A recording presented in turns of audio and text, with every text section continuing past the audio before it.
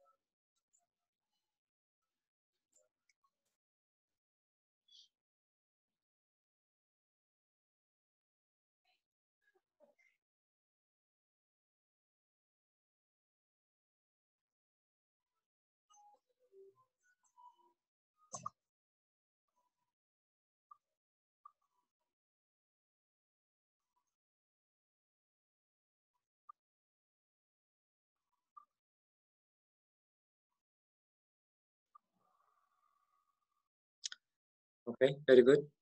What is the function of kinase? Adding phosphate. Adding phosphate. What is the opposite enzyme of kinase? Phosphatase. It's a phosphatase. What is a protease? Break down the protein. Break down the peptide or protein. That's a protease. So depending on the name, it can be protease or peptidase. And phosphorylase, what is it? Labels by adding phosphate. By adding phosphate, you break up. If you add the water and break up, what do you call? Hydrolysis. Hydrolysis. Okay.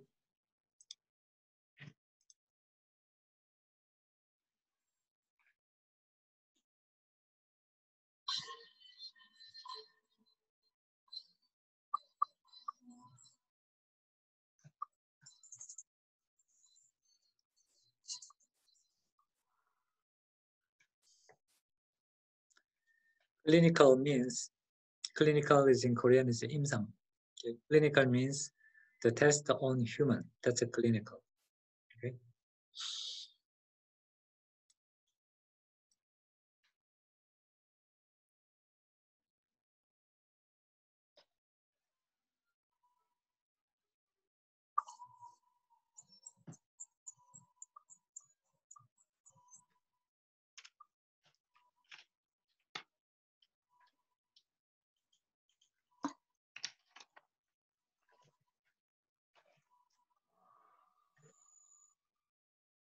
Okay. Usually, if you call preclinical, pre means it's before. So before we tested the drug candidate in human, we tested in animal first. So usually preclinical trial means it's an animal test. Cancer cell can be, in principle, it can be preclinical, but that is belonging to the very basic, the research, the area, rather than drug developments of preclinical. Okay.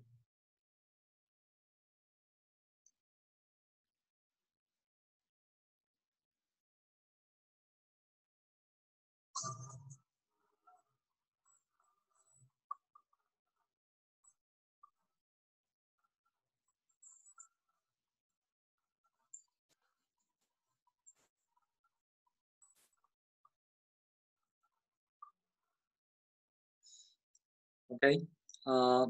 Here the phase 1 means clinical trial phase 1. Okay.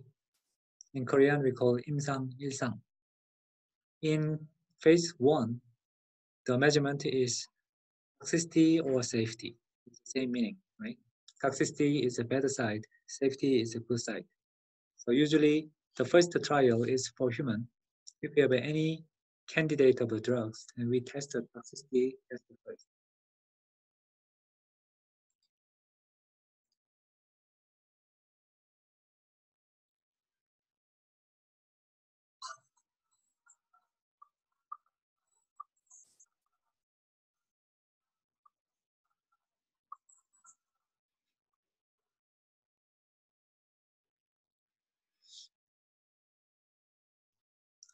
Anybody can give the reason why you chose the true? Not only male but also female can be. Juan, say a little loudly.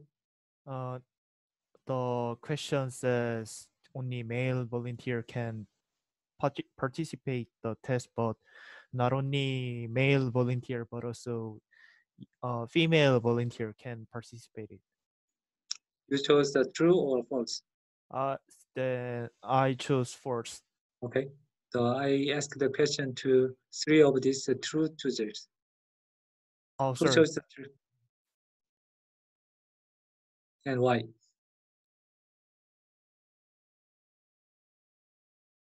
We have evidence of 3 of you answered the true. Give the reason why you chose the true. I chose true because of the word healthy. Because the word of Healthy. healthy. Okay. Maybe You should have seen the every part. Healthy, young, and male, and volunteer. Okay. Some time ago, when we had this kind of the clinical trial, usually the healthy young male was best choice. But more and more, now the situation becomes more complicated. So the standard is you should include all the possibilities for the safety test. If not, you never know whether this drug can be used for the weaker the subject, like old people, female, or children. Then the drug cannot be used for those people. So even for the safety test, now the new standard is expanding the scope to almost every possibility.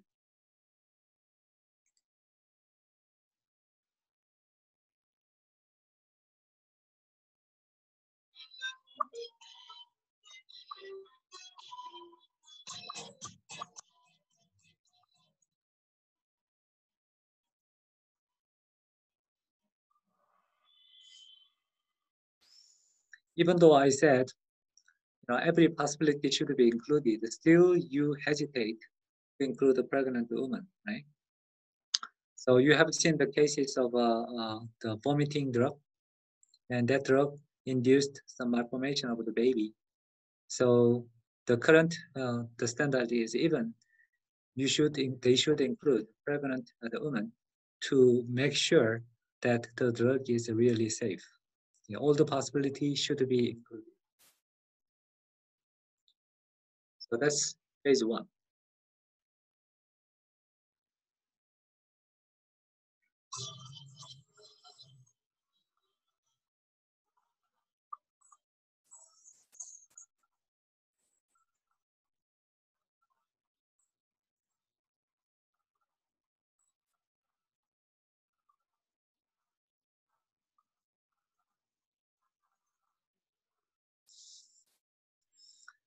Okay, 100% correct answer, won't give up.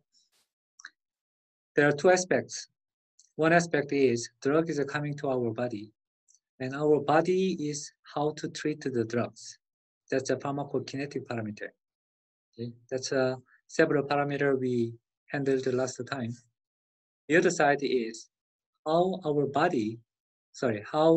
the drug is treating our body. That's a pharmacodynamic side. Okay, PD or PK. This is something you have studied this week.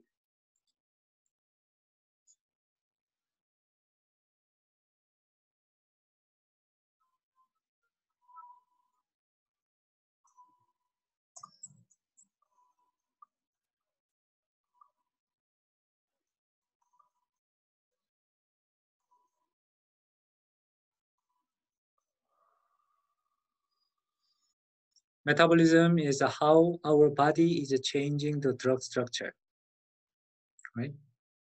So that's why this should be PK.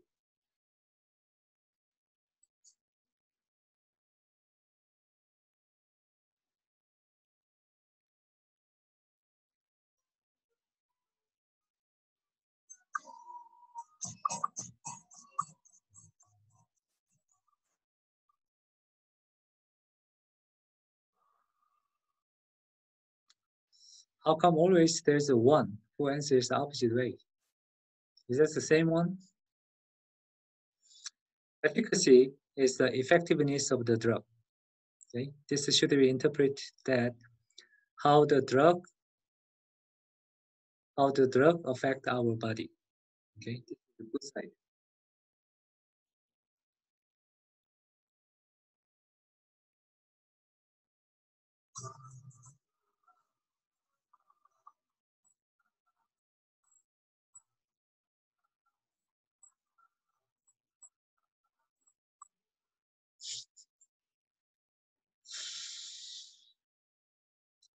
Still, one gave the opposite answer.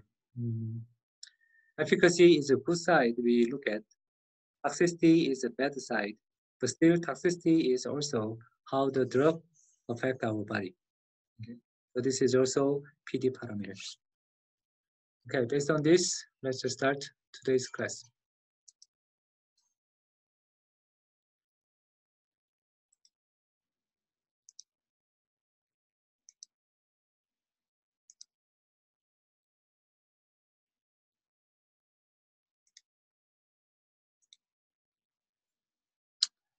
Oops.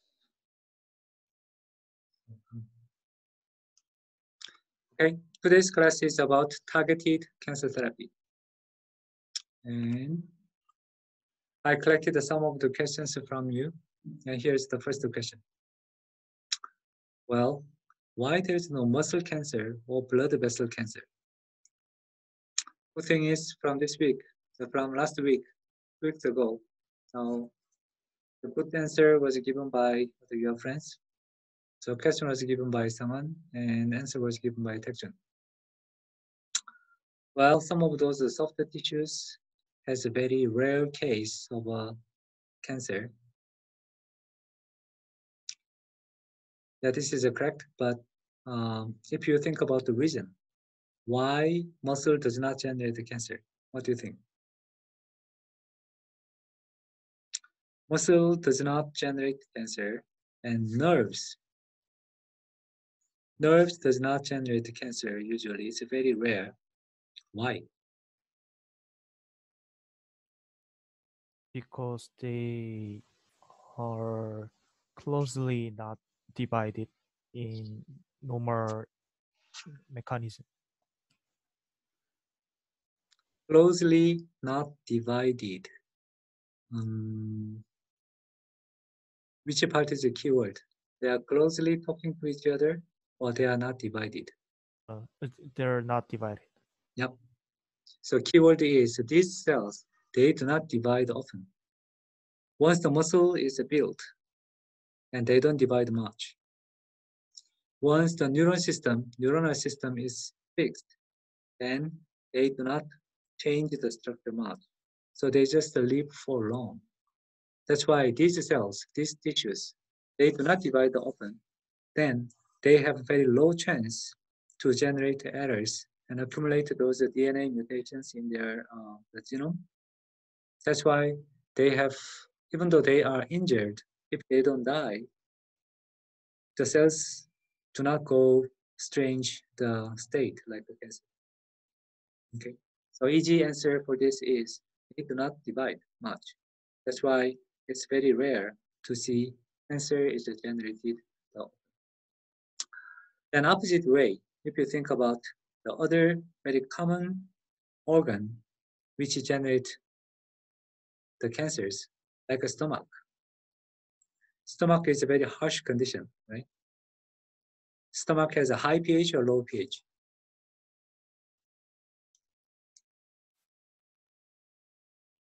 Stomach has a high pH or low pH? Low pH. Low pH, what kind of acid there?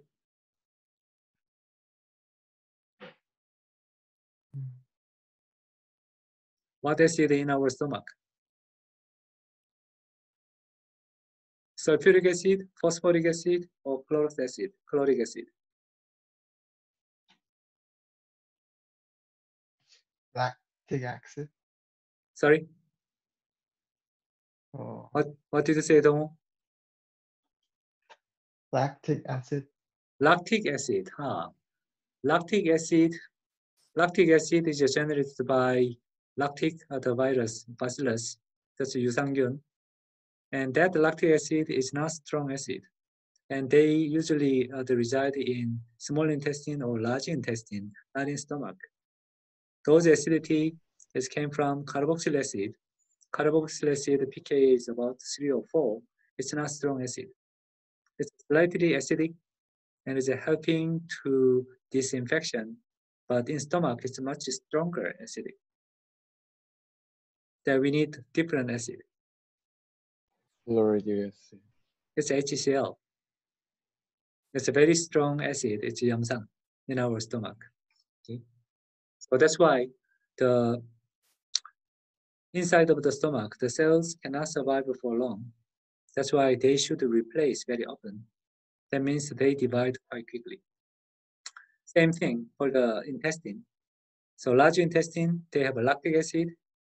Not only lactic acid issues, a lot of materials is sweeping out, removing those surface of those intestine.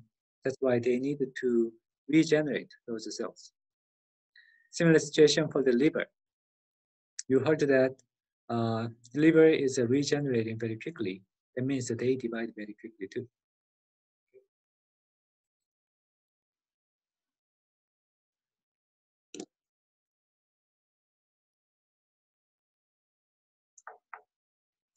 In cancer cells, metabolism is changed. Again, quite a good answer was given. So cancer cell has an aerobic fermentation,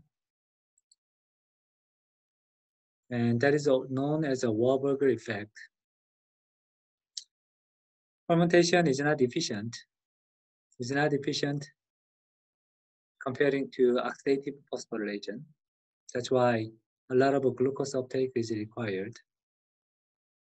So this is some of those process of the metabolism changes. And as you can imagine, this process will be slowly moving from normal tissue to early cancer, middle cancer, and later cancer. Okay. Here is one term you need to know, aerobic fermentation. Well, actually to make the ethanol, you need to have an anaerobic fermentations. No oxygen utilizing fermentation.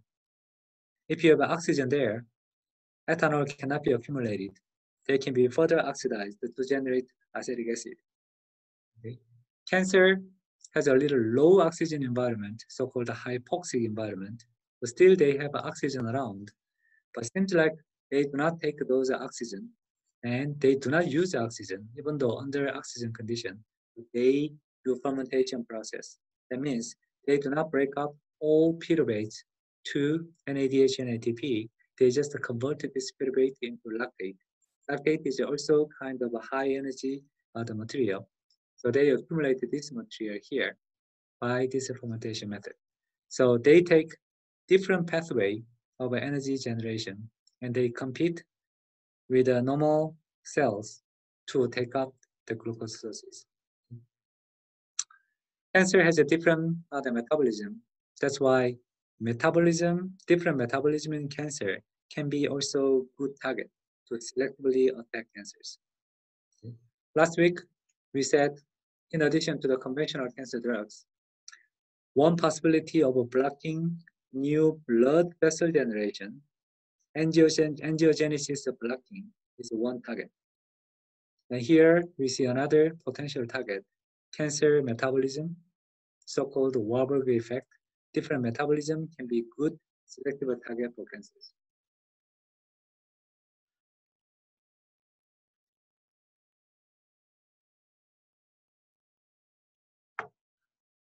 Anybody can answer for this question?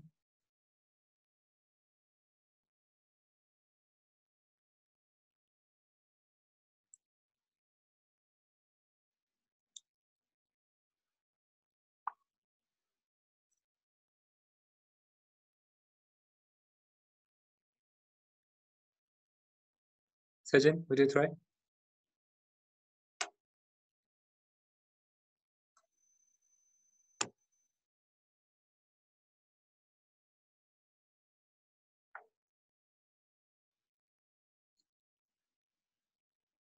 Juan? Actually, I answered this question at today morning.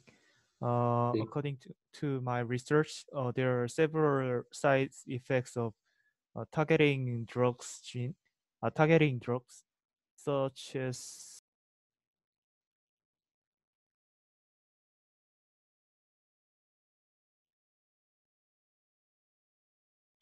Juan, your mic is off. such as liver problem or skin problem or high blood pressure, because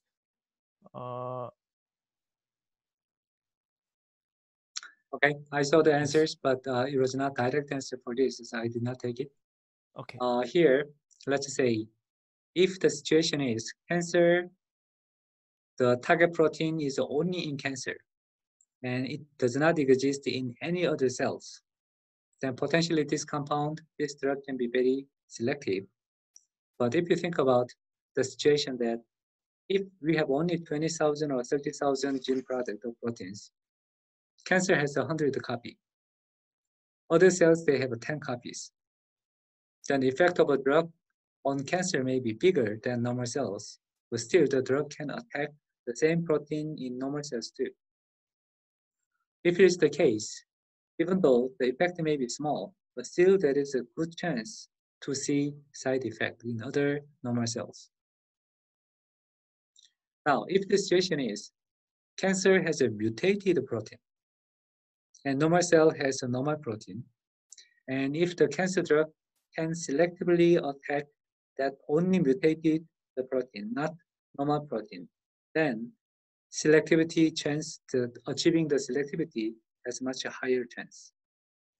Still, even though you can discriminate those two, now still there is a chance there are another 20,000 of different proteins in our body anyway. And testing one compound's no activity to all of them is practically impossible. Okay, protein is relatively big, drug molecule is relatively small, and if you develop any small molecule, then there is a very good random chance they may interact with other protein, either stimulating or inhibiting. So that chance is quite difficult to remove. That's why we need to test in real situations with the animal and also with the human body to confirm that drug does not have significant side effects.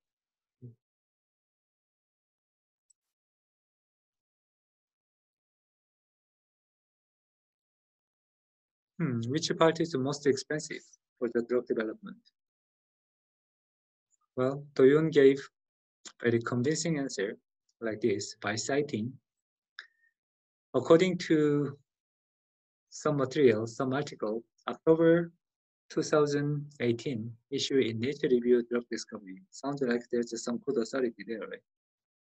And it says clinical trial, the 3 is the most expensive part. Sounds like a very convincing answer. So I brought up some of those general procedure of drug development.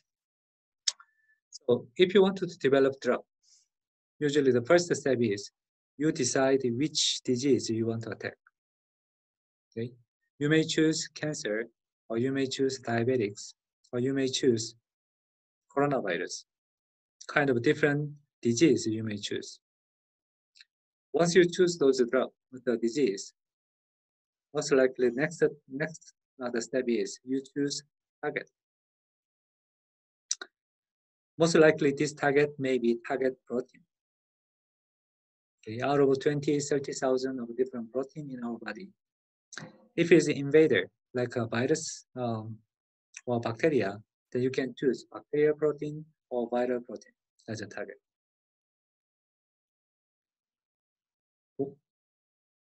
Once you decide the target, then you need to set up screening system or test system.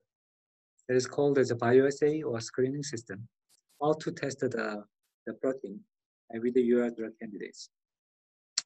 Coronavirus case, if you want to test against coronavirus, you need to have either coronavirus infected cell model or isolated protein.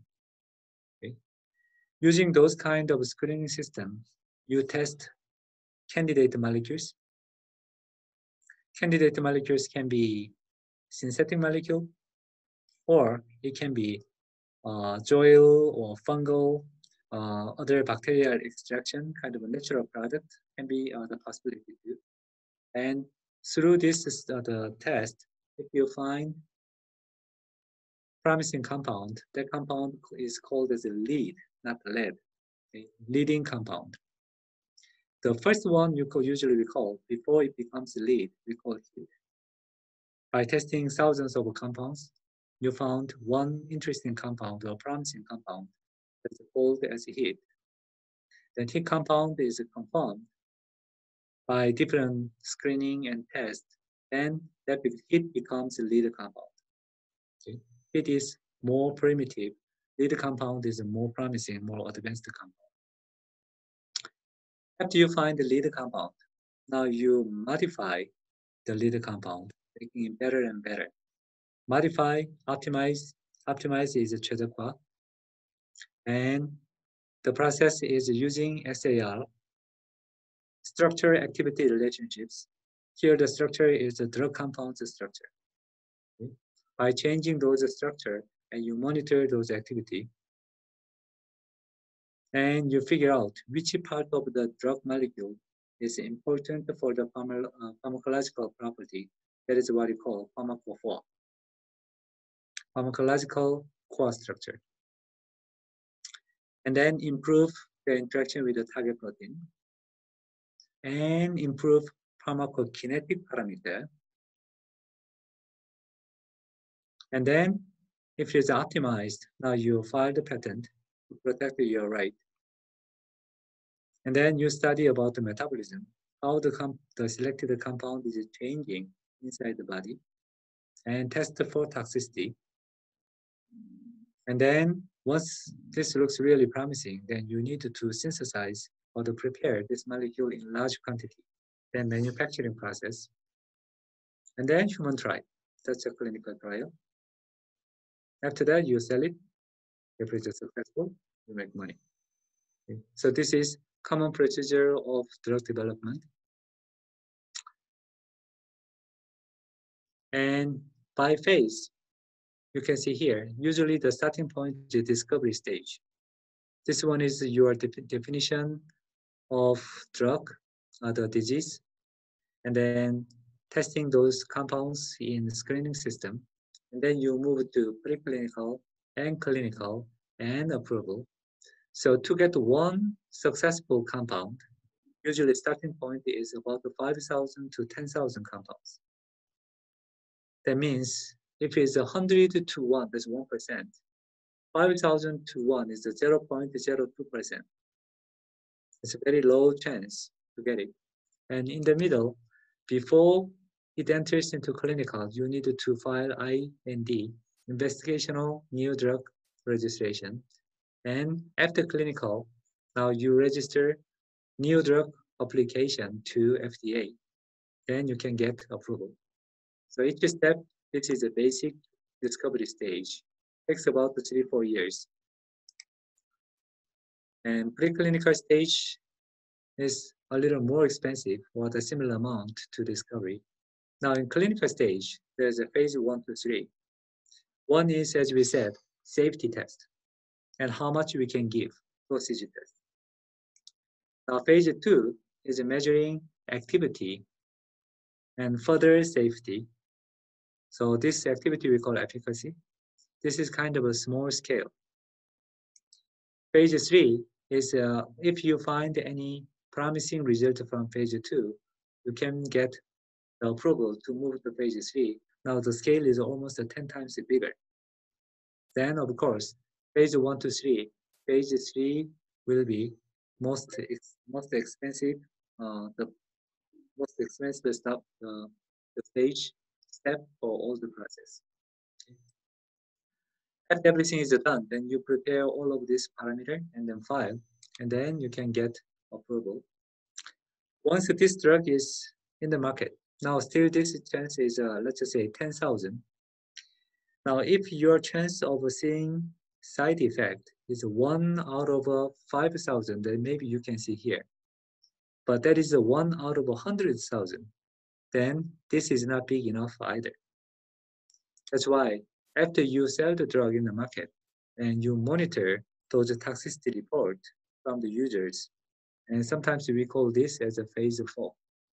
So clinical trial 1, 2, 3, 4. 1 is only for safety. 2 is the efficacy test, or POC, proof of concept. And then this is a full scale, larger scale. And then this is market evaluation. Okay. This is 1, 2, 3, 4. Something you need to know. And altogether, the period is easily, you can see here, it's easily more than 10 years to develop one drug. So this is a difficult part of using, developing new drug. Let's say, for example, like a coronavirus drug. We don't have time. You cannot wait 10 years. But common way of developing this kind of a drug development, it takes more than 10 years. And money-wise, it's very expensive to develop them. So that's why it is a practical the difficulties to overcome this problem. Especially the disease is a new disease.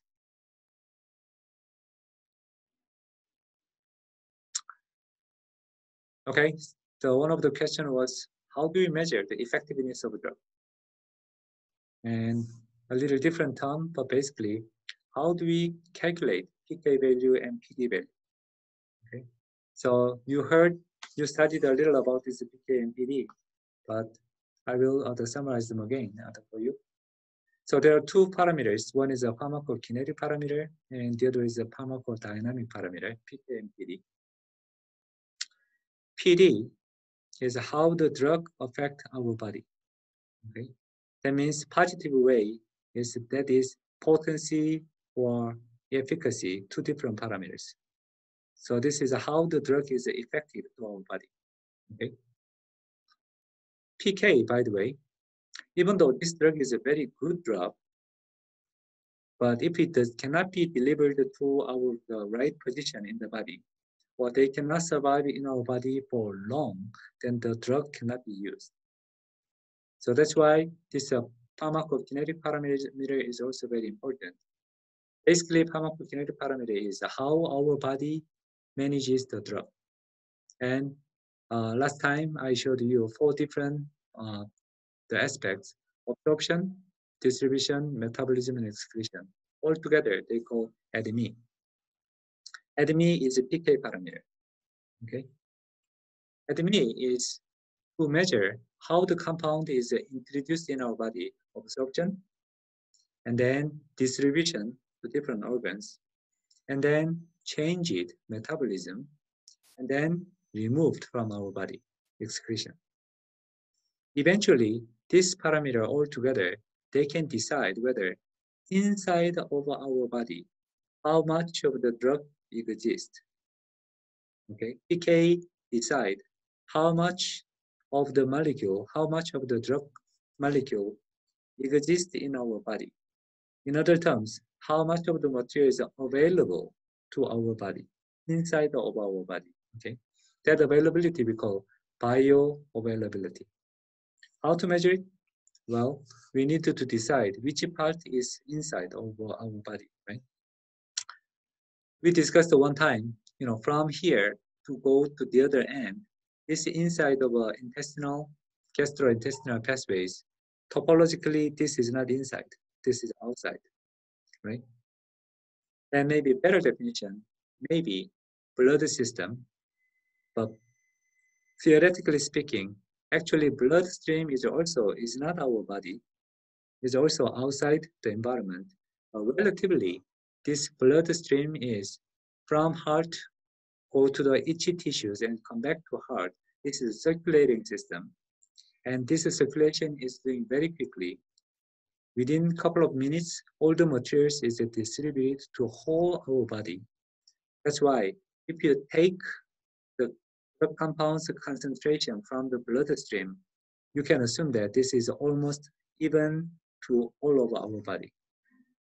Okay, that's why PK parameter, after measuring everything, you take a blood and then you measure the concentration of the drug. And this is a time.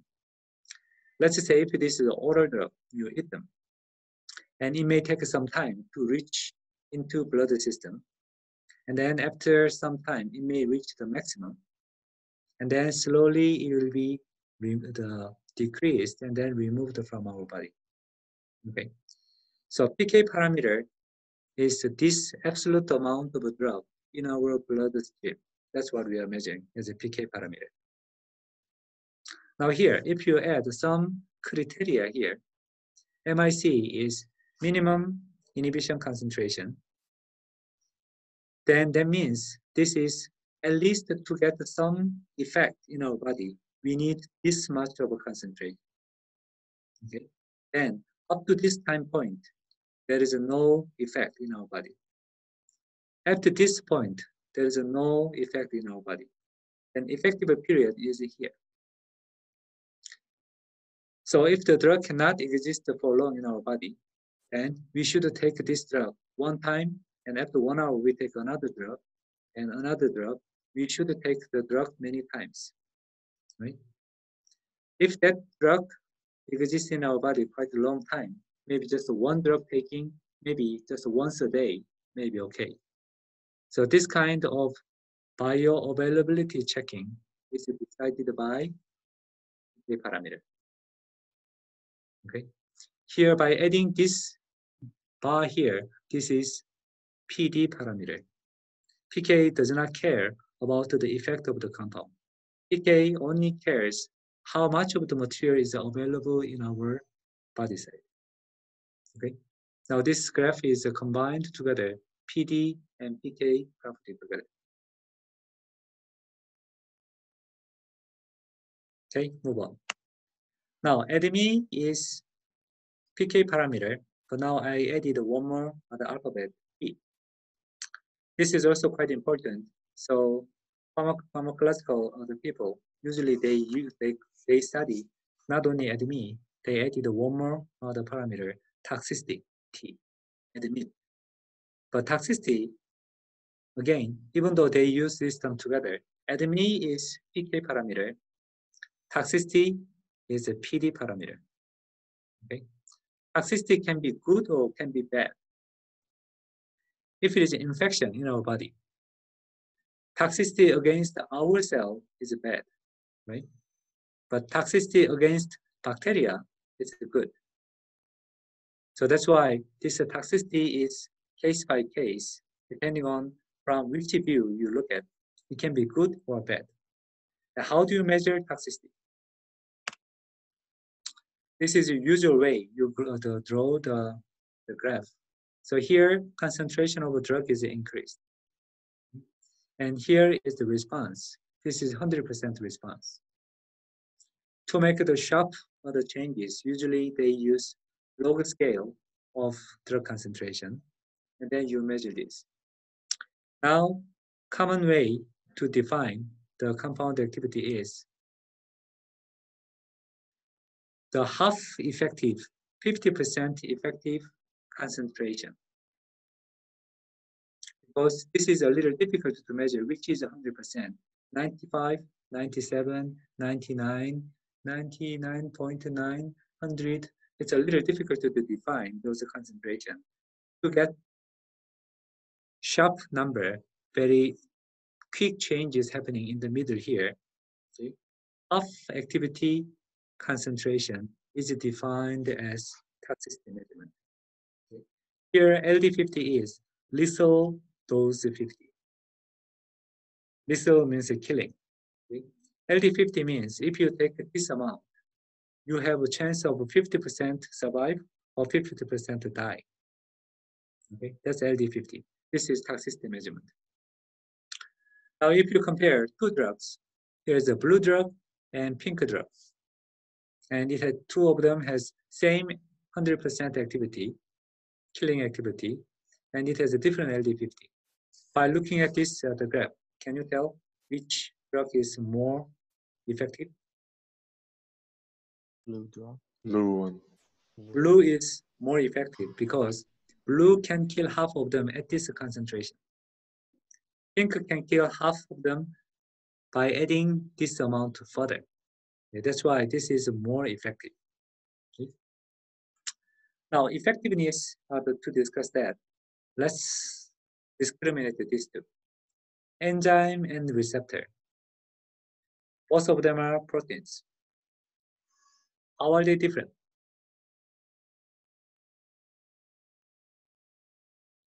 Enzyme and receptors, how different? When we call it enzyme and when we call it receptor.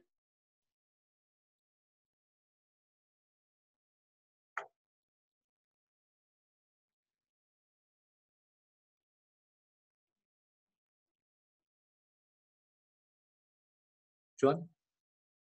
The enzyme change or change the previous molecule to wanted scale, wanted direction, such as ionization or attaching any subgroup, or while receptor bind and transmit such signal to the other direction. Okay, very good. Juan gave the keyword. Enzyme change is the binder.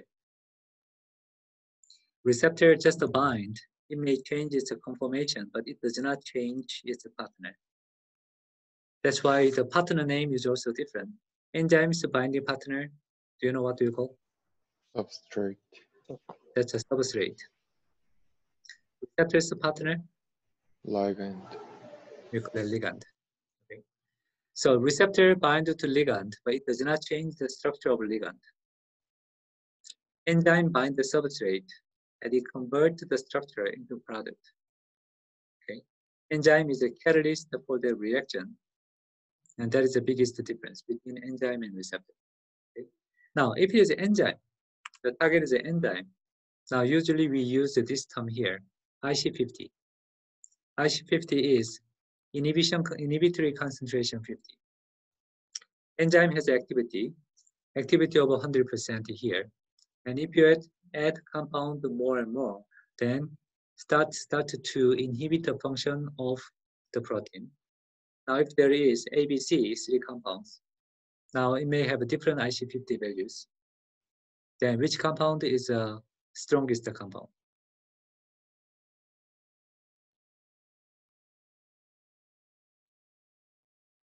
A. A should be strongest compound, correct? Because at this concentration, it can inhibit half of them.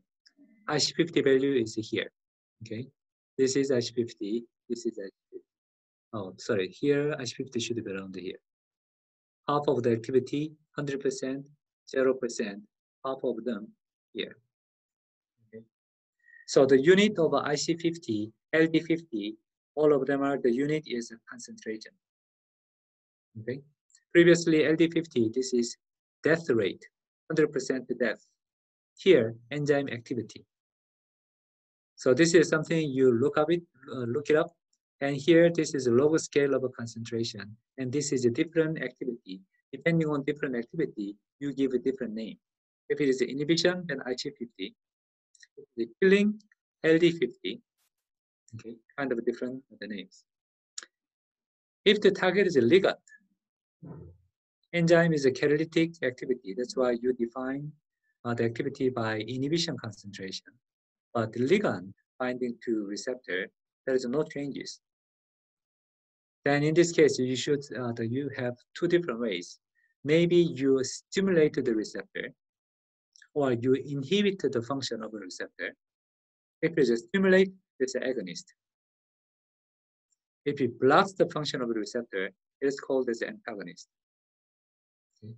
So depending on those system, if it is inhibit, this is an antagonist.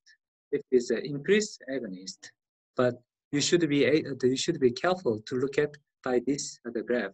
Here, this is activity, then this is inhibition. But if it says this is inhibition, then this is the opposite way. This is also agonist. Okay? You should look at carefully whether this is a inhibition or activity. Okay?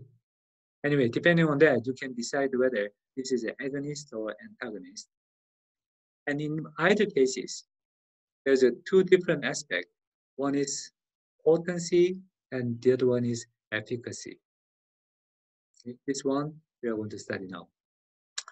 both agonist and antagonist, both of them has either potency or efficacy. Okay. Potency. Here's the two compounds. Now you can measure those effects. Now here the effect we call effectiveness dose 50, ED50. So far we have studied LD50, lethal dose, killing. IC50, inhibition concentration 50. There we call C, concentration. Here we call dose. You can change it. That means if it is changed into concentration, you can call it EC50. Same thing, IC50, if you use a dose, then ID50. You can change it anytime. Concentration is defined by mole number in 1 liter of solution. Sorry, 1 liter of solution. Right? Is it solution or solvent?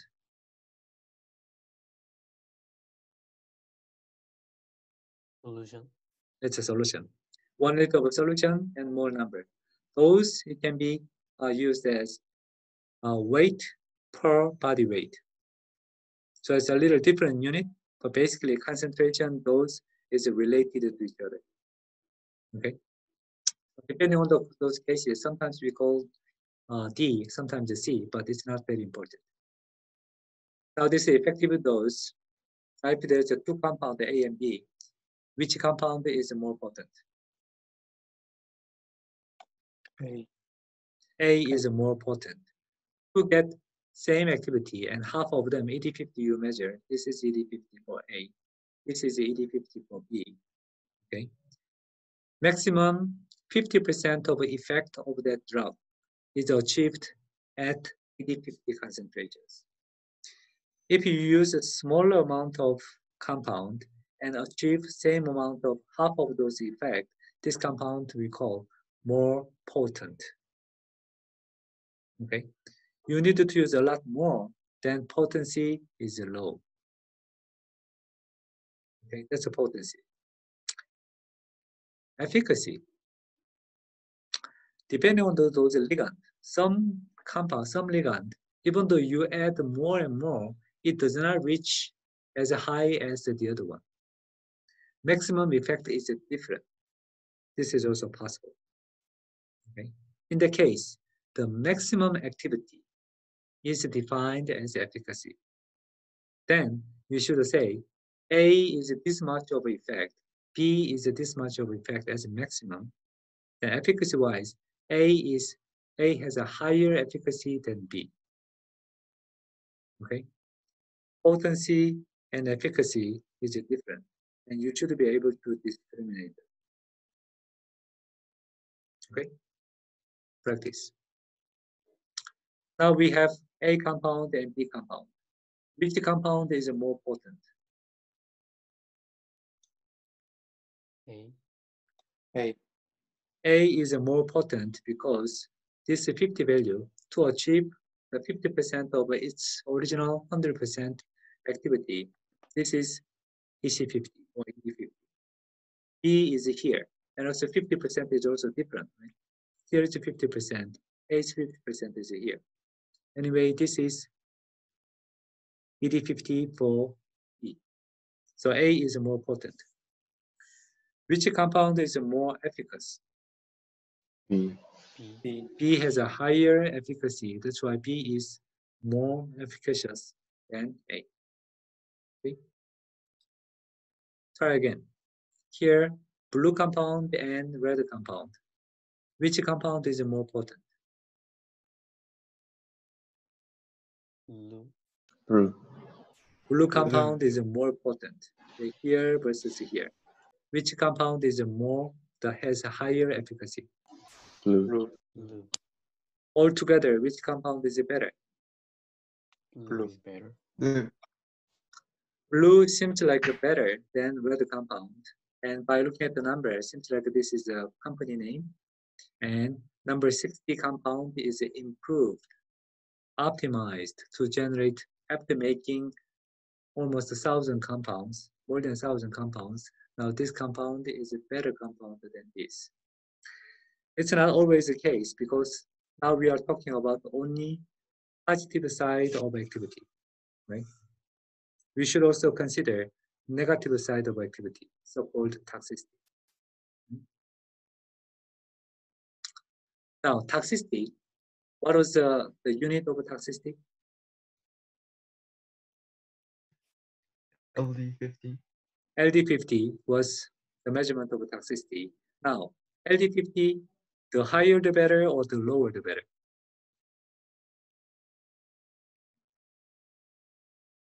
The higher. Higher. The higher, the safer, right? If it's the higher, you need to take that much, that high, to achieve 50% dying. So LD50, the higher the better. ED50, the higher better, the lower better. The lower better. The lower the better. I don't want to take too much drugs. That's why therapeutic index is defined by LD50 divided by ED50. If therapeutic index is 1, what does that mean?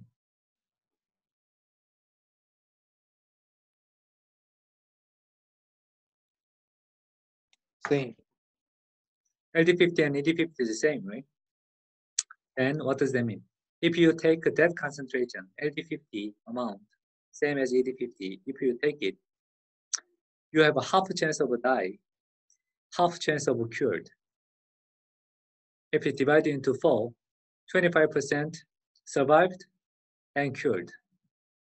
25% survived, not cured. 25% died, cured. 25% died, not cured. Only positive, the chance is 25%, right? This drug is a bad drug, right? That's why therapeutic index can give you those window, how much I should take. Usually, therapeutic index, it should be higher than 10. Then if you have 10 pills, if you take 5 pills, or 3 pills or 7 pills, you have some window to choose. 10 pills is LD50. 1 pill is ED50. Okay. So therapeutic index, the higher, the better. Okay. Any questions so far? No question? Okay, move on.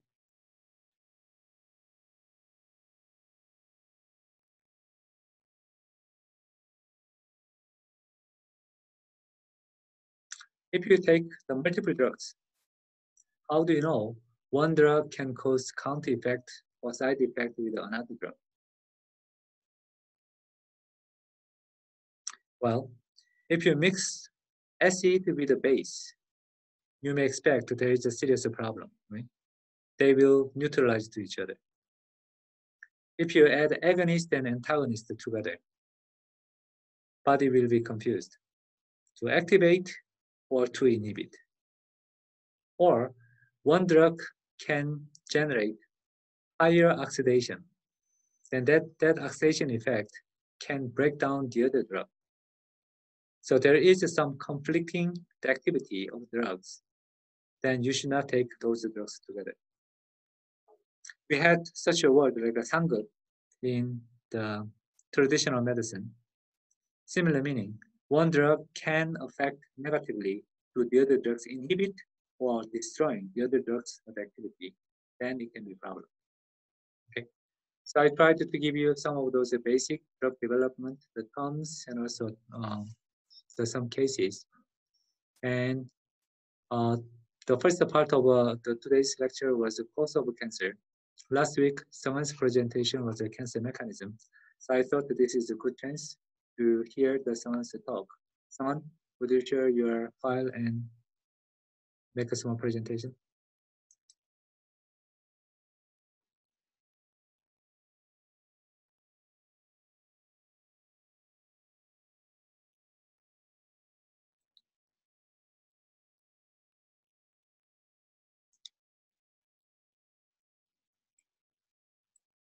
Okay, go ahead.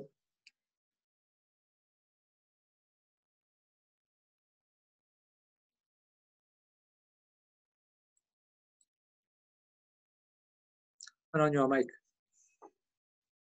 Sorry.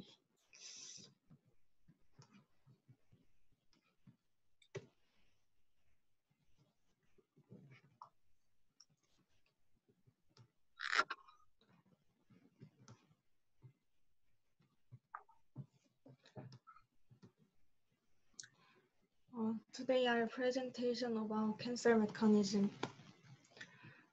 There are two typical mechanisms of cancer. First is oncogenes, and second is tumor suppressor gene. And autophagy is also regulator of cancer, so I will introduce about it too. Oncogenes are genes that has potential to cause cancer. It promotes cell growth by produce hormone encouraging mitosis. In tumor cells, oncogenes are activated, often mutated, or expressed at high level.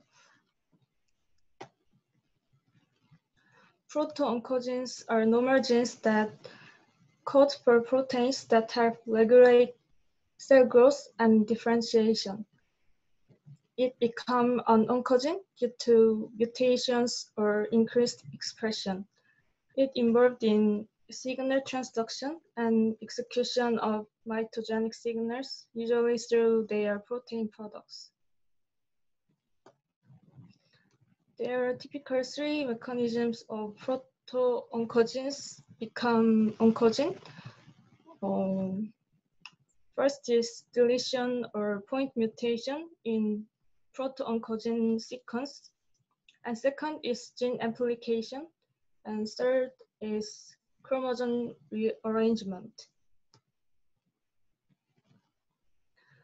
By this mechanism, proto-oncogenes have mutation and hyperactive or overexpressed.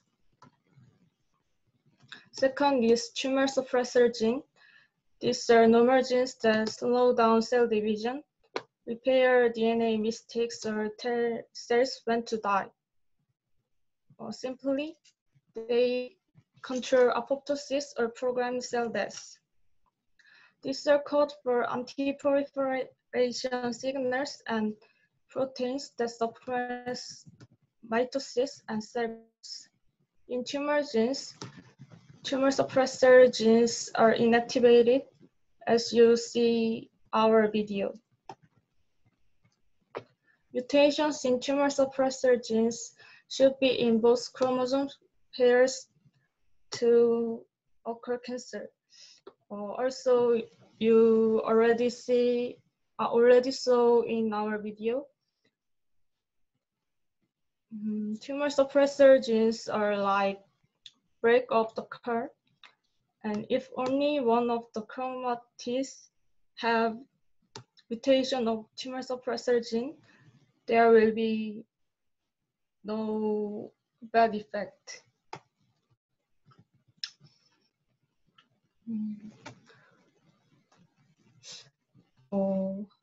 In tumor cells, they have DOA genes, oncogenes, addiction genes. So we can target these several stress that have tumor cells, and if we target these genes with drug, we can encourage cell death. Autophagy is one of regulator of many oncogenes and tumor suppressor genes. It is degradation and elimination of misfolded proteins or damaged organelles which misfunctions. So it regulates initiation of cancer and encourage cancer growth. So it can be the target of cancer drug too.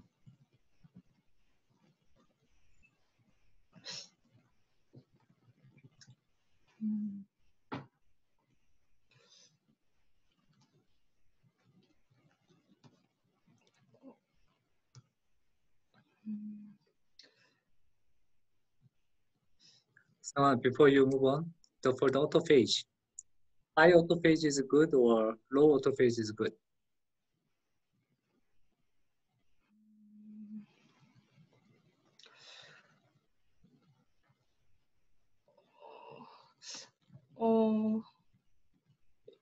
In this picture,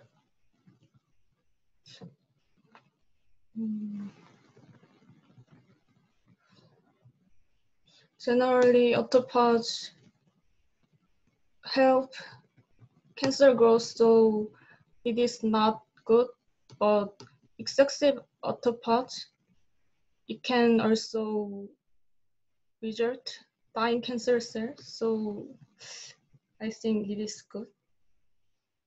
So high autophagy is good? Maybe.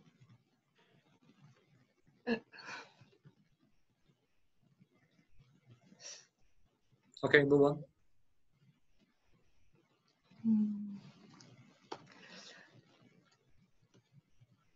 on. This is mechanism of autophagy.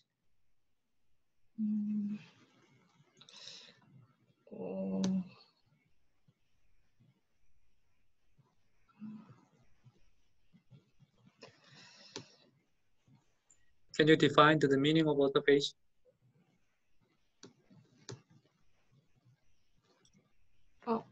Autophagy is degradation and elimination of misfunctioned organelles.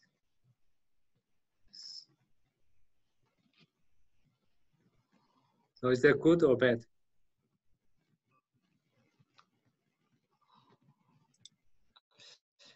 I think in normal cell, autophagy is necessary process, but in cancer cell, it is not good. I don't know well. Okay, autophagy is a little complicated situations. So people believe that early stage of cancer and later stage of cancer, autophagy effect is the opposite. So sometimes it seems like autophagy is helping cancer, but sometimes it is the helping to clean up the cell. So depending on the stage, a little difficult to judge. It's not your fault. Move on.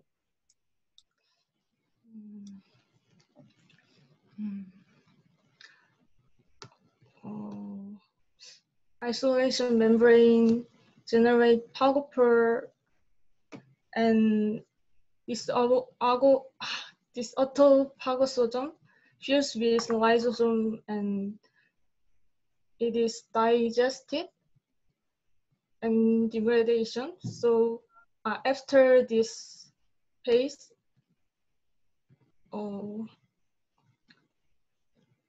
these materials are recycled and it can be used as energy source. So cancer cell can use this energy and it encourages to keep growing. Thank you for listening. Okay, thank you, Seung-han. Guys, question to Seung-han? Just simple question. How does the autophagy and apoptosis different each other?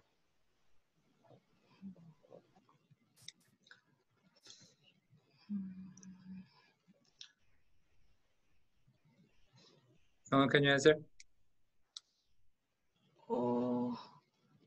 I cannot share exactly, but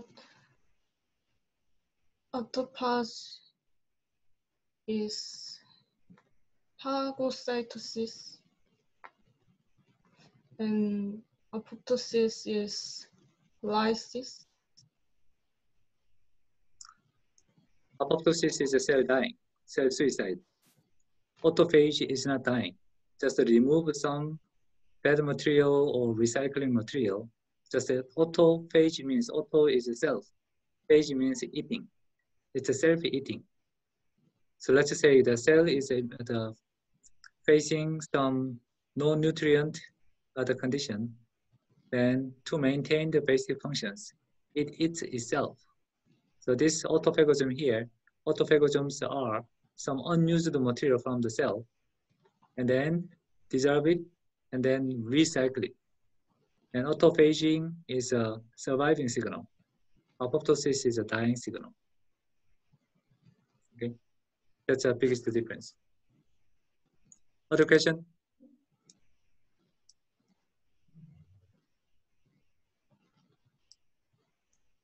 Someone mentioned something about the pro-oncogene versus oncogene. What is pro-oncogene? Anybody can the rephrase?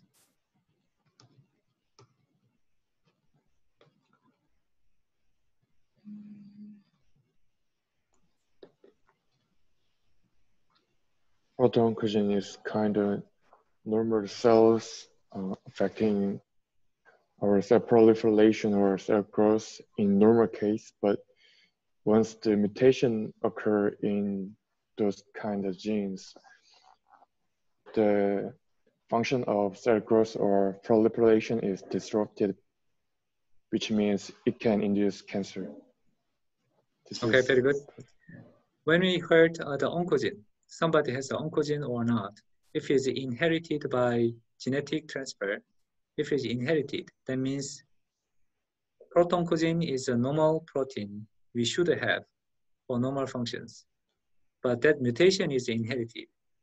Then those mutated gene is called as oncogene.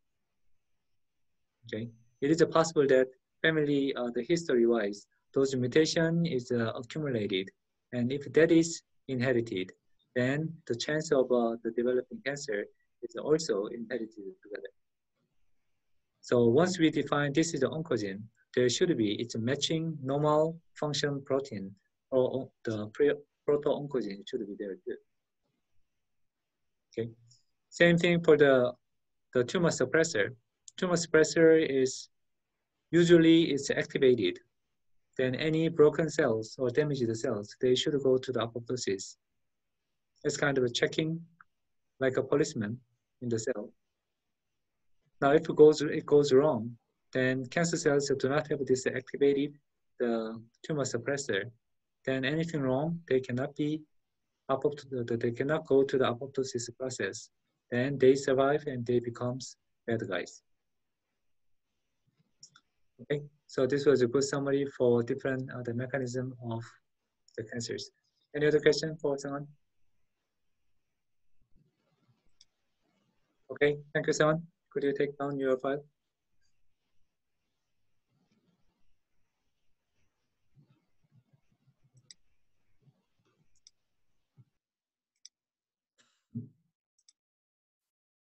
Okay, we have several minutes, so let's cover one more from here. last class we heard several times of this cell cycle. Anybody can explain what is the cell cycle?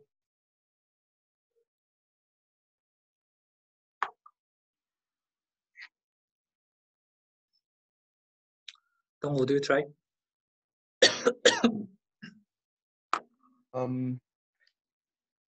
The cell cycle is a well-maintained process that is secured in all of human somatic cells, so that they could divide and proliferate in a well-defined manner.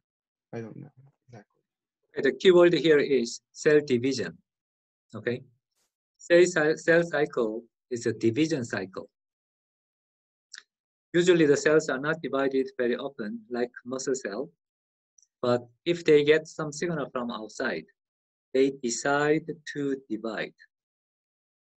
Then this cell division is, in a sense, this is the most important function of the cells. It's replication, right? So to do that, there is 4 different stages. This very well organized 4 different steps. This is so-called cell cycle. First step is G1, gap 1. Gap between S and M. G1 goes into the S phase. and then G2, another gap, and then M phase. M is real cell division.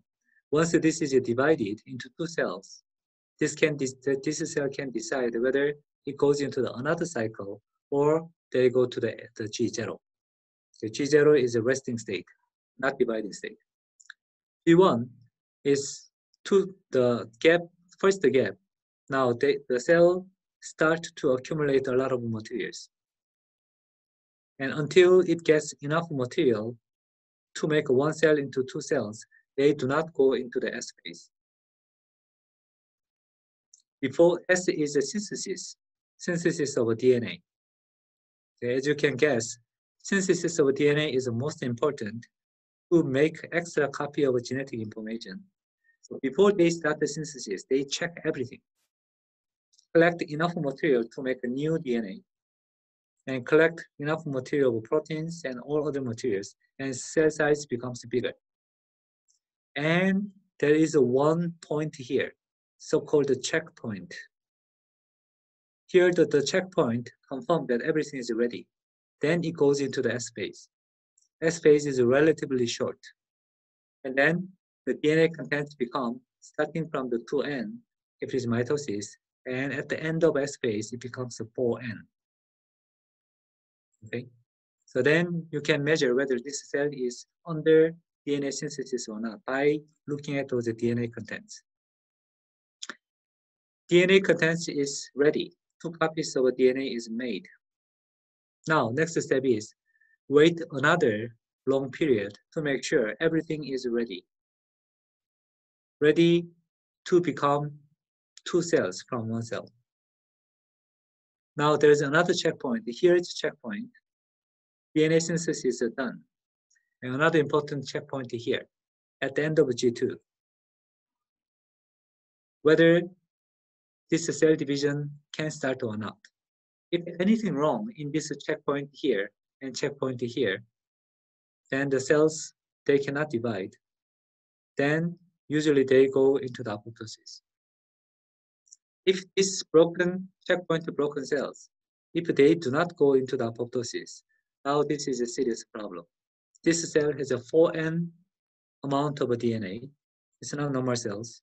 Sometimes one more round, 6N or 8N. A lot of the DNAs are accumulated and they don't divide.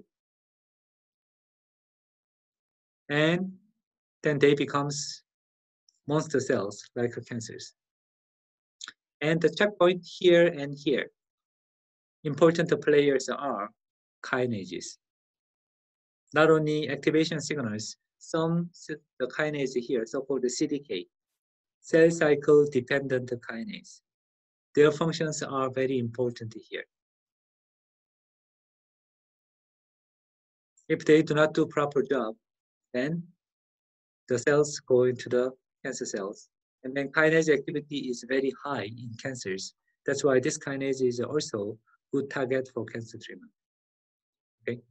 Now I pointed out the checkpoint of a cell cycle because into the next week, we are going to start to see immune checkpoint. That's a different kind of a checkpoint. Okay. This is a cell cycle checkpoint. And if you measure 1 cell each, then you can decide whether this cell is at which stage by looking at DNA amount. Okay, that kind of a technique is so-called flow cytometry that we will study in 2 weeks of time too. Okay, any question for today's lecture? Okay, if not, so on time. So next class will be on Thursday, and assignment to do is tomorrow morning. Sorry, not Thursday morning, tomorrow morning. And any late or the modified file, if you want to send me, you can send me by email. Okay, any question? If not, see you on Thursday, guys. Thank you. Thank you, Professor. Thank you. Thank you, Professor.